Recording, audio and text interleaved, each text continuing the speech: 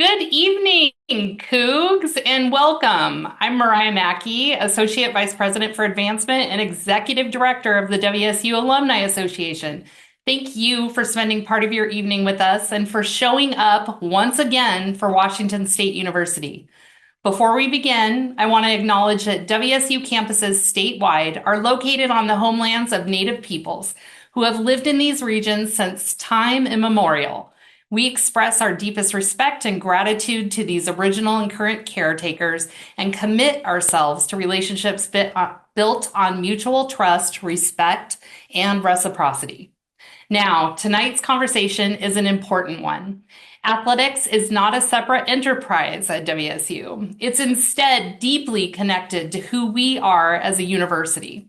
It drives enrollment, builds lifelong affinity for our alumni, strengthens our brand, and creates shared experiences that unite Cougs across generations and geography. Tonight is about understanding what's happening behind the scenes, where we're headed, and how all of us, alumni, fans, and supporters, play a role in shaping our future.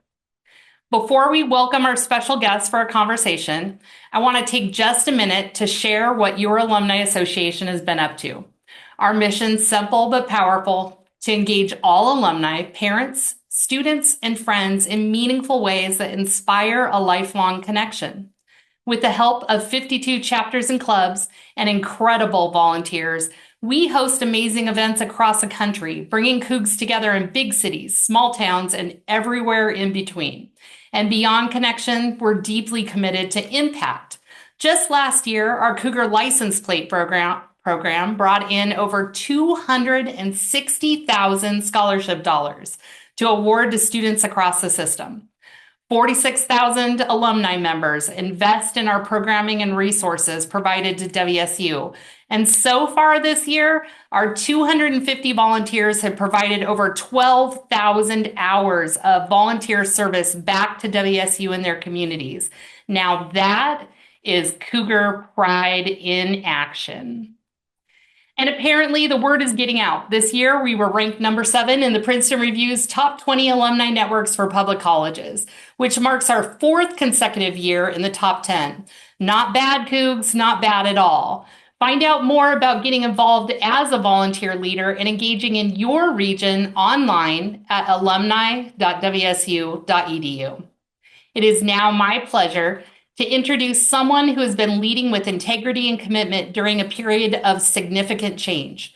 John Harlow, Interim Director of Athletics, has been doing exactly what this moment requires, focusing on student athletes, stabilizing operations, and working tirelessly to position Cougar Athletics for long-term success. John, thank you for your leadership and for being here tonight. I'm going to turn it over to you.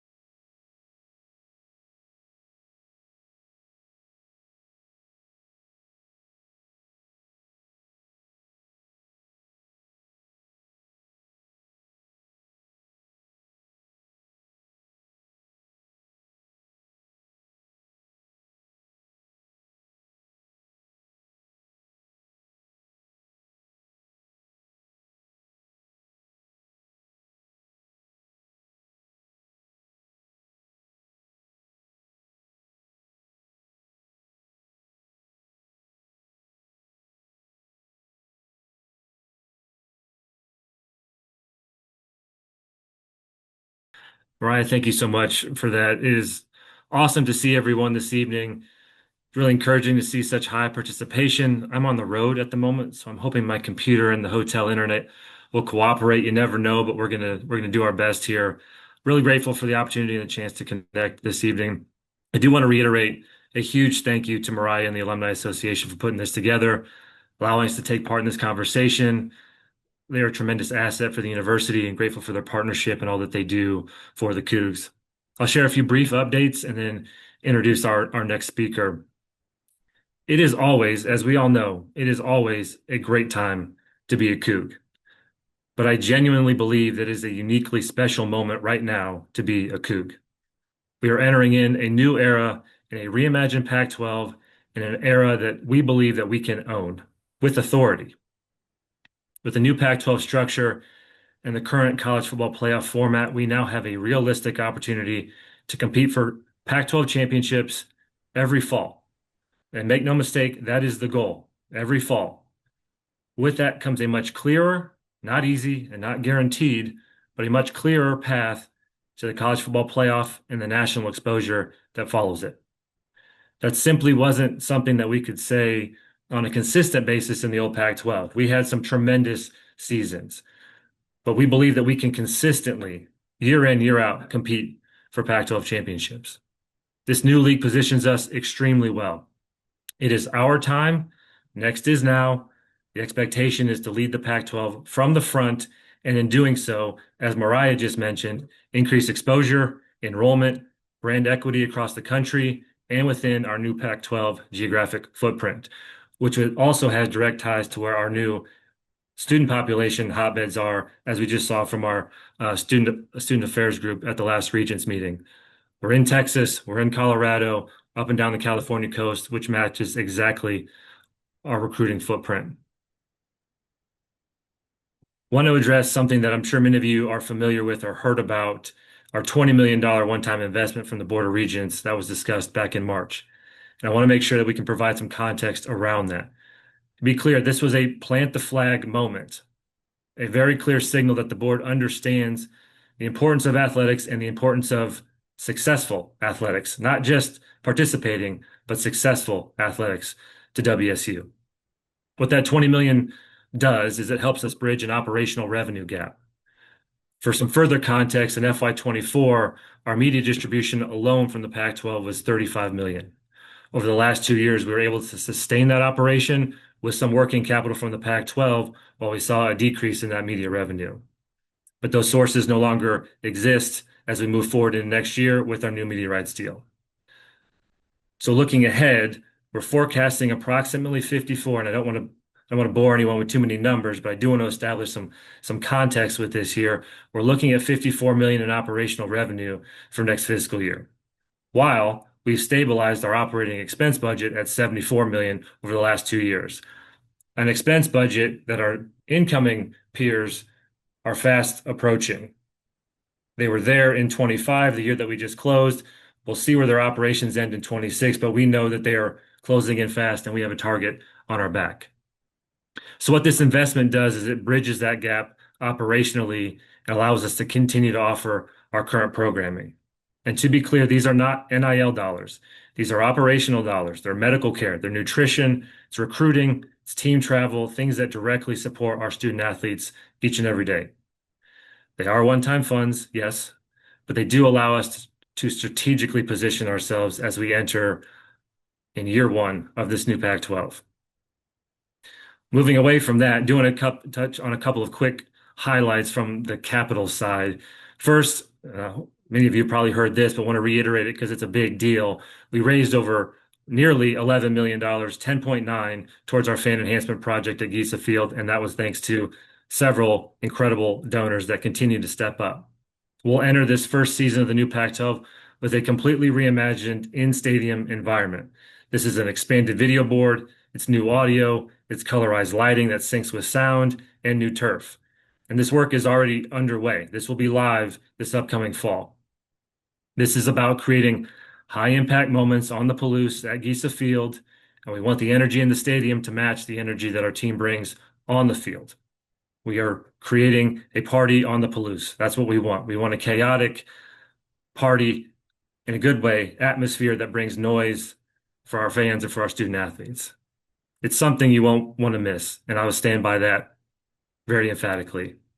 Second, you also may have heard of this. We have a $3.5 million football locker room project that is underway. Our student athletes spend a significant amount of time in this space, and it was critical that it reflects who we are and where we're going. This is another major step forward for our program, and again, it's only possible because of our donors. They've reimagined the space, they've opened it up. There's technology refresh, there's branding refresh. It's a great spot for our student athletes to decompress, and they've got these high-tech lockers that mitigates the smell a little bit as it moves air. Can't erase it completely, but it does its best with the equipment, with the gear. Now, a few other quick points here. Tickets are on sale now for football. Season tickets are on sale now. This is the ultimate test for us. This is the gateway to being involved. We want and need to see you at Giesa Field this fall. Be a part of this new era, our era, one where we believe we can compete and win, but we cannot do it alone. Then, if season tickets are the gateway, then NIL is the next level. And I'm sure Brad Laronda will talk about this a little bit during his portion, but you cannot compete in today's NCAA environment without NIL support. It's how you acquire talent, it's how you recruit, and it's how we retain our current Cougs. If you're wondering how to give, you can make a tax-deductible gift through our CAF that directly supports NIL. It's simple, and we can distribute a link or maybe even drop one in the chat, but we want to make sure we can get that link to you all to make it as simple as possible. So I'll leave you with a call to action here. Be a part of what we're building. Be at Giesa Field this fall, support NIL, help us lead this new Pac-12 era. I appreciate Mariah allowing me to speak this evening. We'll turn it to the football portion or football staff portion of the program. And it is my pleasure to introduce our Executive Senior Associate Athletic Director and General Manager for Football, Brad Larondo. Brad? Thanks, John, and go Cougs. And it's awesome to see the number of people on here as John spoke about, and Mariah giving the opportunity through the Washington State Alumni Association to have this kind of participation. I think speaks to what the Princeton Review said about Washington State when they ranked us the number 7 best alumni network in the country. And that's up there with schools like Michigan, Texas, Florida, Clemson. And you're seeing that passion and really what that is all about. And tonight we have an opportunity to speak to you all about where we're at as an athletic department and part of the enterprise of Washington State University. And John hit on some very crucial points right there. Number one, we need the help of everybody that is an alum, that is a donor, that is a ticket holder, that's a fan, because for Washington State athletics, it is a very pivotal time. It's a transformational time in college athletics right now. The student athlete economic benefits are higher than they've ever been before. You've heard the phrase name, image, likeness. You've heard a little bit about the House settlement that has created revenue share. But also going on within collegiate athletics over the last 4 to 5 years has been conference realignment. And conference restructuring. And nobody knows more about that than what Washington State has gone through with the Pac-12 and now the rebirth of the Pac-12 conference. There's multimedia rights holders that are changing their business strategies based on this. Conference media rights are in flux and are going to, over the next 3 to 5 years, be changing and adapting. The CFP is looking to expand. The NCAA basketball tournament and how they distribute revenue and the expansion of that is on everybody's mind. So there's a lot happening in college athletics. But the awesome thing about it with Washington State right now and Washington State football is we have a slate with the new Pac-12 and a lot of eyeballs that are going to be on us from that Pac-12 conference and the rebirth of the league to really make some noise over the next 3 to 5 years. And in my role on our senior leadership athletic team and also as the general manager of football, it really comes down to how are we able to position our football program and our athletic teams with the championship resources for those coaches and student athletes to be able to compete at the highest level. And we're going to get to head coach Kirby Moore here in just a minute because that's really who you want to hear from. And that's why you're on this call tonight and this Zoom call. And we want him to be able to talk about the vision, the emphasis of this program. And we'll get into some questions at the end of it bit on how the roster has been built, the importance of revenue share and NIL, and just what we're doing right now as we move into the next phase of where the football program is.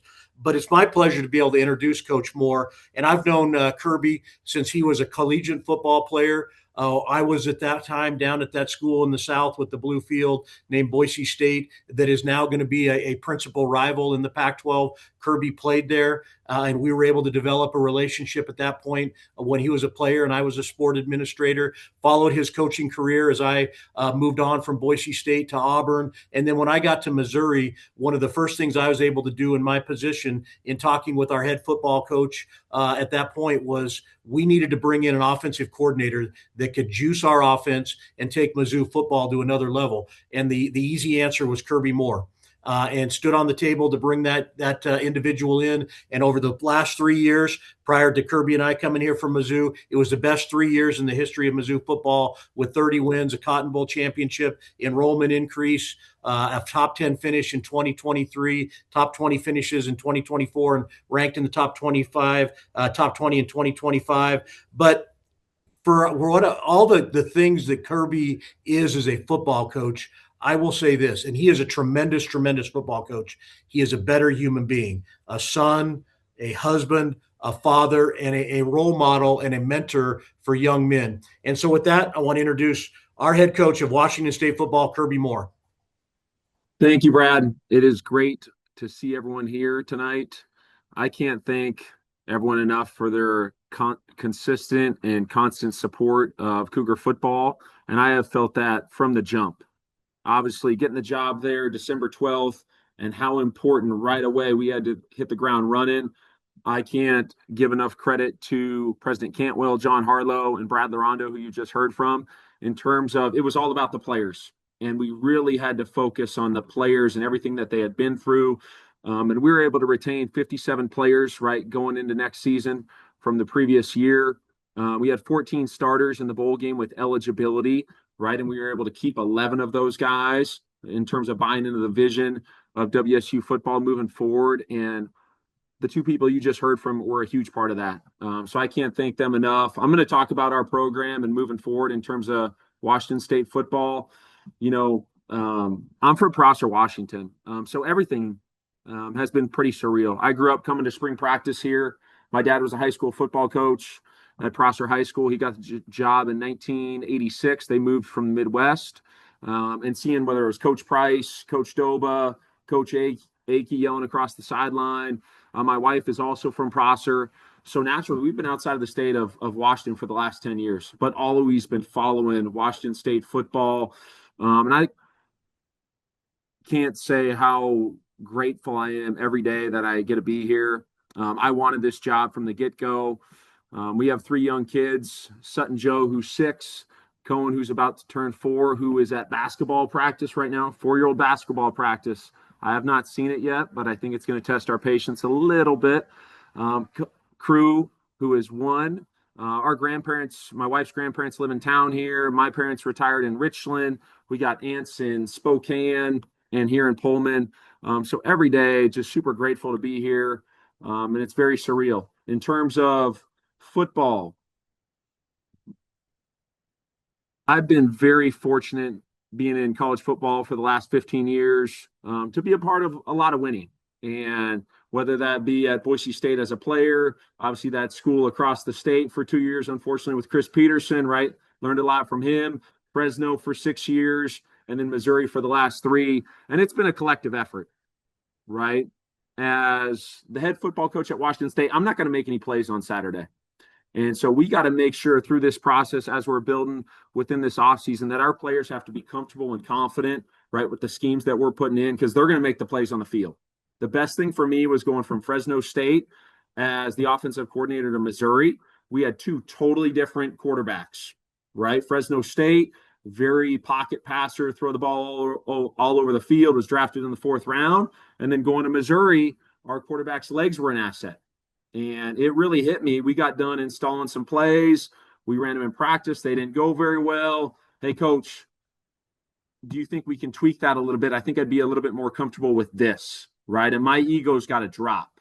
And it's about the players because they got to make the plays on the field. He's got to make the throws within that 2-minute drive. Coaching's been a huge part of my life. I mentioned my dad, Tom, high school football coach here in the state at Prosser. They won 5 state titles.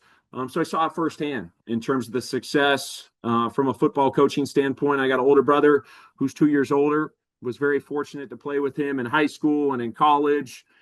And he's gone on his own journey in terms of playing in the NFL for 7 to 8 years, being the offensive coordinator for the Eagles in the Super Bowl, now being the head coach for the New Orleans Saints.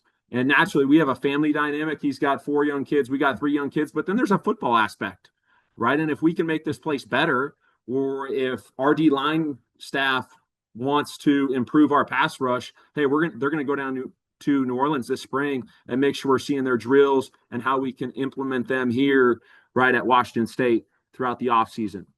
Our goals from a program standpoint, we want to chase 2 dreams. We want to chase a life with football. And also, right, while we're chasing that dream of football, also, what is that dream outside of the game of football? Because football is going to retire all of us at some point.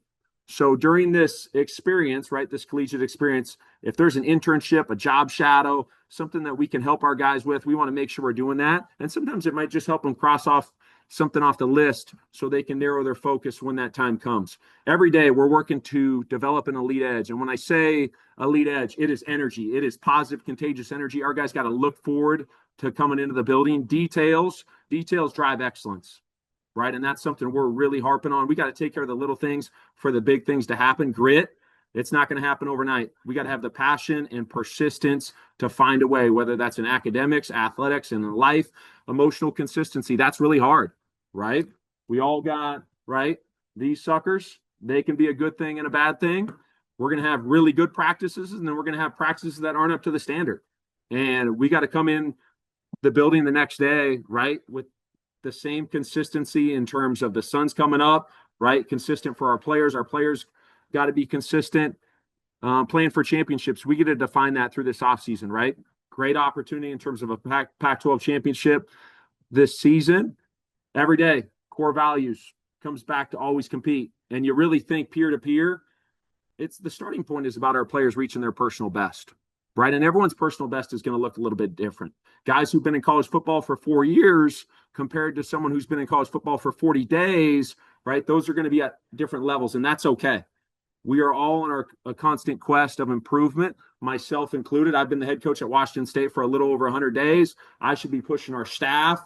That should flow to our players, and we just got to focus on consistent improvement, building trust and respect. Can't say how grateful I am for the players who chose to stay, the 57 players, because that happened fast. And we are building that trust every day here right now at Washington State, doing more than what's expected. How do we separate, right, from our peers, from the competition? And we got to enjoy the journey, right? In the climate in college football, we have to enjoy, right, the journey of this season, maximizing every day. Everyone chose to be here at Washington State. The state of Washington, mentioned being from Prosser, super, super important for us to recruit the Northwest, and it starts in state. We have 9 coaches recruiting the state of Washington. We have 2 coaches recruiting Oregon, 2 in Idaho. Coach Miller's got Montana over there with his previous experience. But we want to make sure if there's a guy in the state that there is no stone unturned. We are trying to find if those guys are a fit for us. We want to make sure they are here at Washington State. And so you guys know who is on the field. Spring ball, we're right in the middle right here, attacking it. Got to look at my watch to make sure the date. It is April 2nd here on Thursday. There were some really good things at practice today. There is definitely some learning moments as well. We're excited to get up to Spokane on Saturday for an open practice. And then, right, the rest of April here, we go Tuesday, Thursday, Saturday. Parents Weekend there on the 18th will be an open practice in Gisa Field. And then on the 25th for the spring game as well. Depending on our depth, plan to split teams right there and do a 4-quarter, spring game there on the 25th. Spring football, it is all about individual player development. You heard me say always compete mindset. Our guys got to push their personal best to improve throughout this spring ball period. Little by little, a little becomes a lot, right? Just get a little bit better. There's going to be some things that don't go your way, right? Learn from them. Continue to improve.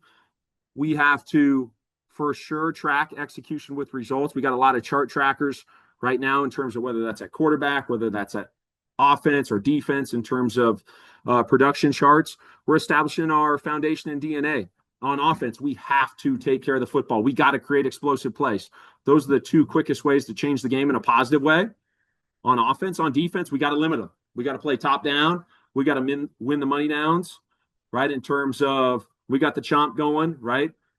In terms of the crowd, we got to take advantage and get the opposing offense off the field.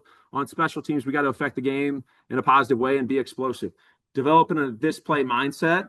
When I say that, it doesn't matter at all what happened the previous play, the previous 3 quarters. It is all about this play, and that is something that we are harping on throughout spring ball and all the different situations that come up.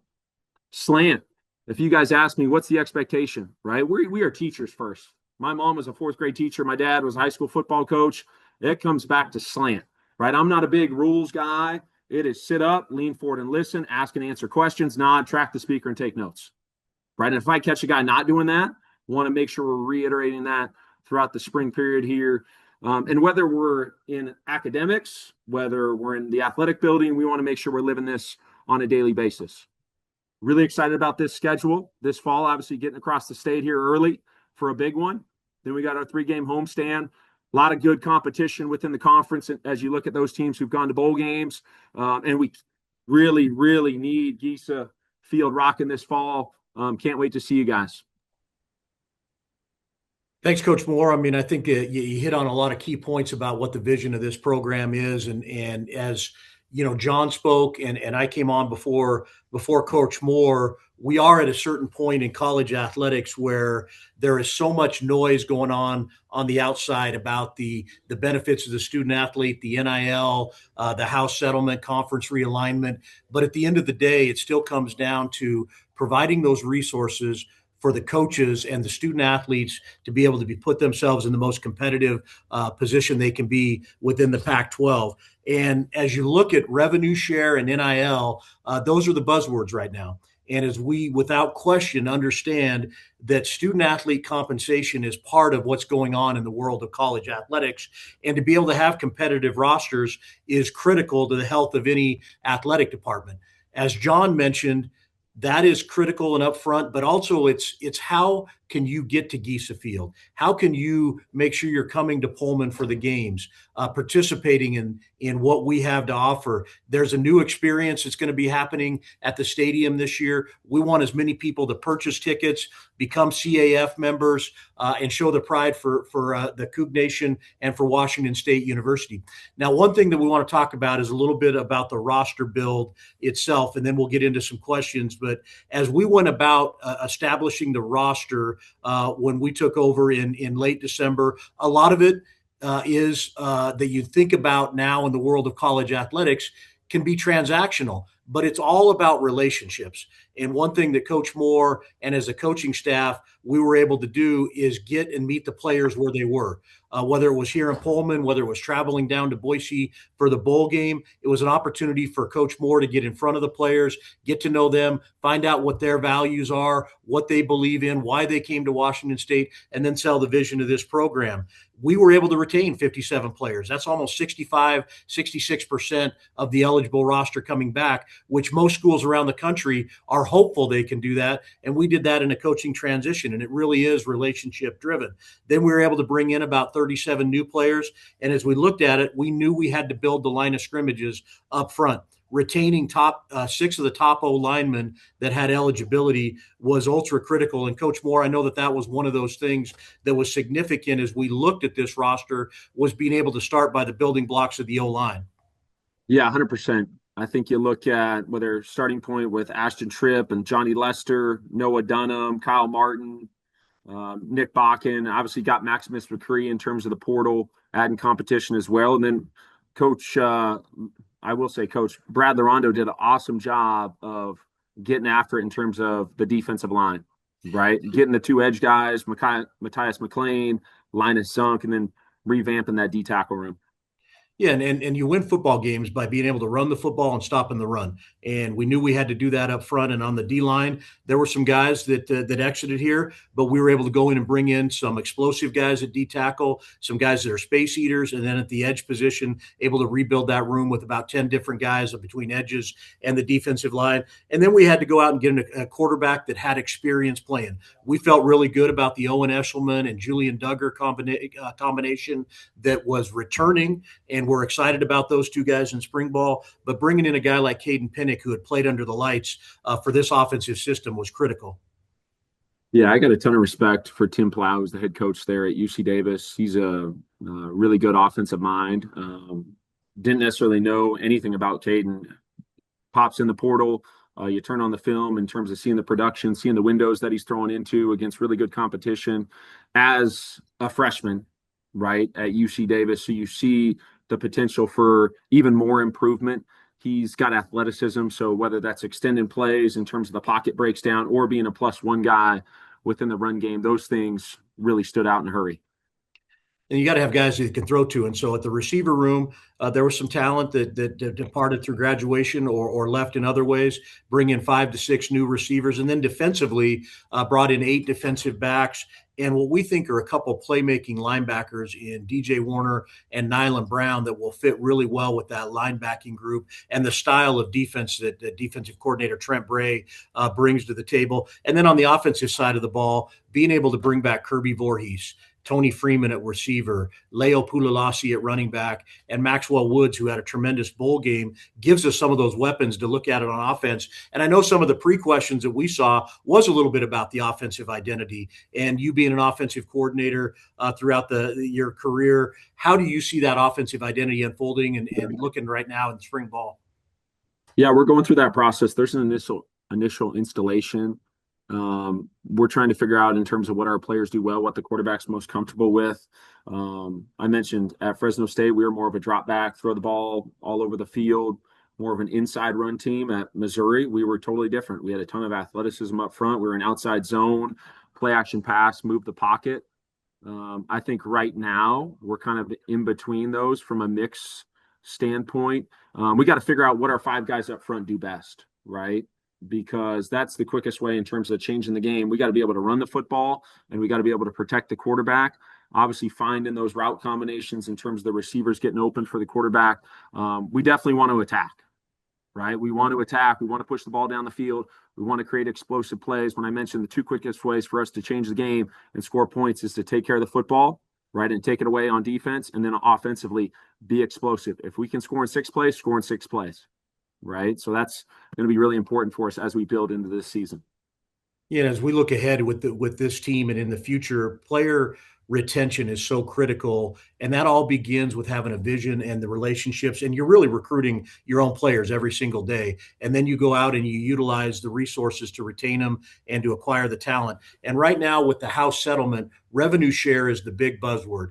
NIL is definitely strong with corporate engagement, but revenue share is where Washington State wants to be able to separate itself from the other Pac-12 members in this new league. And revenue share basically came about from the House settlement, which happened last summer, where the settlement allowed for institutions for the first time in the history of college athletics to be able to distribute money directly to the student athletes. And there are resources that Washington State has been able to employ thanks to President Cantwell, thanks to John Harlow, the revenue generation that is happening and the fundraising within Washington State athletics led by Brad Hutchins. That allowed us to put together a roster that we feel is extremely competitive with a nice mix of returning players, with guys that have Power 4 conference experience, and then some guys that really excelled, whether it be at the FCS level, like Caden Pinnick did at UC Davis, CJ Solis-Lumar at Cal Poly, Jaira Lepetatelli at Eastern Washington,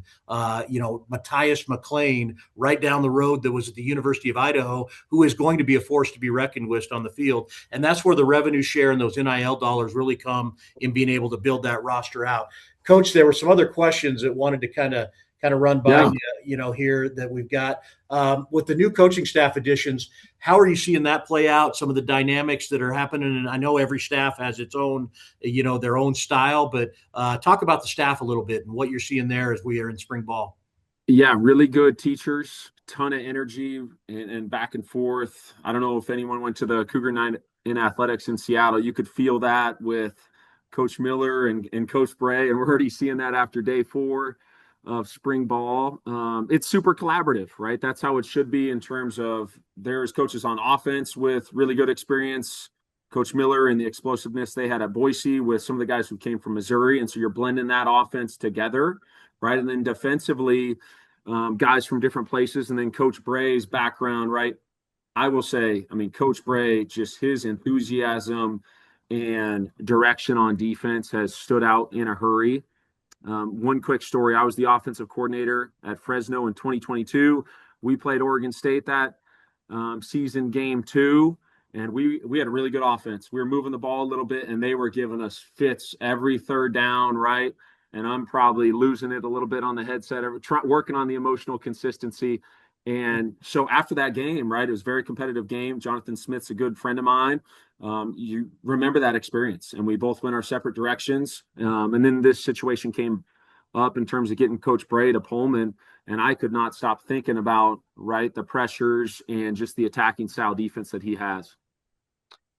John, if you want to unmute, this was a question that came to us, is also talking about the big picture ambitions of Washington State athletics, especially in the restructured, the reimagined Pac-12. I think more than anything, we can play for conference trophies, and the Pac-12 as a flag bearer in that. But as you think about it on the big picture ambitions of Washington State athletics, what comes to mind with this new Pac-12? Yeah, I think again, try just to reiterate the opportunity for us to lead this from the front and to be competitors in all of our sports and going and chasing trophies.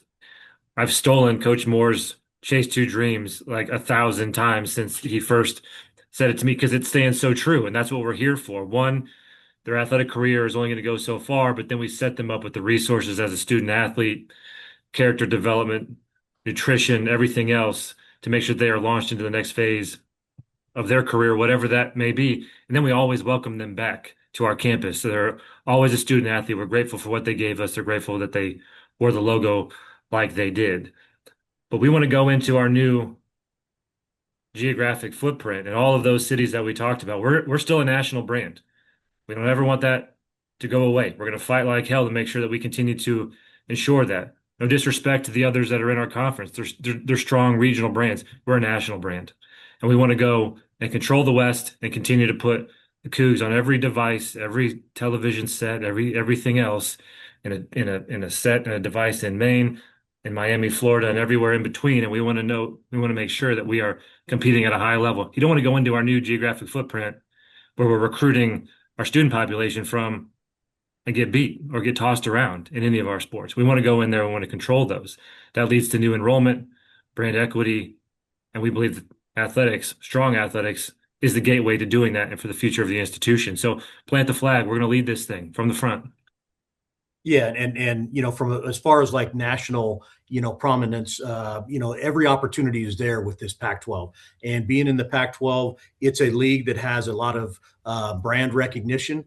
And as a legacy member of this conference, we have an opportunity to lead from the front, and that's completely what we want to do at Washington State. A couple other questions were asked about NIL in general and how NIL money is gathered. There's a number of ways that can happen. There can be donations through the Cougar Athletics Fund, certainly through an excellence fund that is the sport of your choice. And those dollars through the CAF can go back into the compensation to the student athletes based on the House settlement, and they're all tax deductible. And you also get the priority points and the metrics of being a CAF member. And I think that's the big thing about the House settlement, John, that we look at is now the institution can directly compensate the athletes, and it makes that tax deductible benefit for the donor as well. Yeah, it goes towards your overall giving toward the university from a credit standpoint. That goes towards your giving to build points or priority or whatever you have. And again, it's a tax deductible situation where that never used to be the case. But whatever it was 2 years ago now, losing track of time. The last couple of years are a little chaotic. But when NIL first came into fruition, we couldn't do that. It had to be handled by an outside entity. Cougar Collective did a tremendous job. You talk about some passionate Cougs that are courageous and committed to advancing us forward, we can no, at that point, we couldn't do that. We couldn't compensate those student athletes for their name, image, likeness. We can do that now. So gifts can come straight into the CAF, goes towards football, basketball, or whatever have you, their excellence fund, and then those can be distributed through our contracts, rev share contracts, like you've given to your student athletes there, Brad. Yeah, and as we look at what the passionate alumni of Washington State can do, certainly those competitive excellence donations, but really it comes down to also ticket sales. If you're a corporate entity, look at corporate engagement with us, look at sponsorship, and there's a number of areas within revenue generation that we can count on in this passionate alumni base to be part of, right, John? Yeah, and again, that is the gateway to getting involved. That's the first step. Buy season tickets, get your butt in the seat, and scream your head off when you're there. That's the entry point. And then there is with season tickets, there's still a donation tied to that goes towards our student athlete scholarship. Still a lifeblood of what we do is providing student athlete access to education through our scholarships. But then if you're there, you believe in what we're doing, believe in what Coach Moore is doing from a roster perspective, what he's doing, what he's developing the character, give to NIL. That's the next phase there, the next entry point. And again, we believe that we continue to take the feedback and refine that process to make it as simple as we possibly can to where it's easy, money goes, and it's at your access to again recruit and retain those Cougs that we love. Yeah, we've talked about how transformational this time is in college athletics. And with the launch of the a new enterprise Pac-12 on July 1st, we're really looking at this 3 to 5 years where we have an opportunity to be the flag bearer in the Pac-12, to be able to put ourselves in a position to be the leader in that conference academically and athletically, because there will be a lot of things happening over the next 3 to 5 years, whether it be media rights, contracts, and conferences. We're not sure what the goalpost is moving next, but we're trying to stay on top of it. And that's really where we're trying to do those things, John, with your position and with the senior leadership, so that Coach Moore can worry about getting first downs, scoring touchdowns, making stops on defense. Yeah, 100%. It is continuing to evolve. As the conference were fairly stagnant and consistent for however many years that they were, several decades. No one ever imagined we could get to the place that we were, and now it's in a constant state of disruption. We say 2 and 3 years. We believe that to be correct. However, we know that those conversations are ongoing now as we speak at the various media entities at the conference level, the Big Ten, SEC, what they're out there doing. And everyone's fighting for those dollars and jockeying for a position. Part of the reason I am where I am this evening and the next couple of days is to make sure that I'm involved in those conversations to hear what's going on in the national landscape, to be pretty intrusive, quite honestly, to make sure that we are there to ask the right questions, that people know that we're here and we mean business in what we're doing in our athletic department, because that disruption will not stop. And we want to be a focal point and make sure that we're not caught on our heels for this next level of disruption. One of the key ways that alumni can give is through our Rally Your Region campaign right now through the CAF, which are those direct dollars will go back into NIL for the football program. And it's broken up into the 4 quadrants of the state of Washington, and then the out-of-state folks that can give. And we've seen some things coming through there. There's some matching gifts. It's gaining some momentum. But that's really a way to kind of get the state of Washington and our alumni base to be a little bit competitive, isn't it? Yeah, Cougs love competition. We've seen that in some of the other campaigns we've done historically, and so this was kind of a creative way, divide it up a little bit, see if you can get your friend in a different quadrant of the state to give, who can give more, and then try and incentivize those groups. We understand we don't want to just come on here and just ask for money all the time. I mean, maybe that's in a roundabout way, but we're trying to get creative in the way that we can do this and create some fun entertainment competition, and again, see if we can't rally for the good of the Cougs and move this place forward.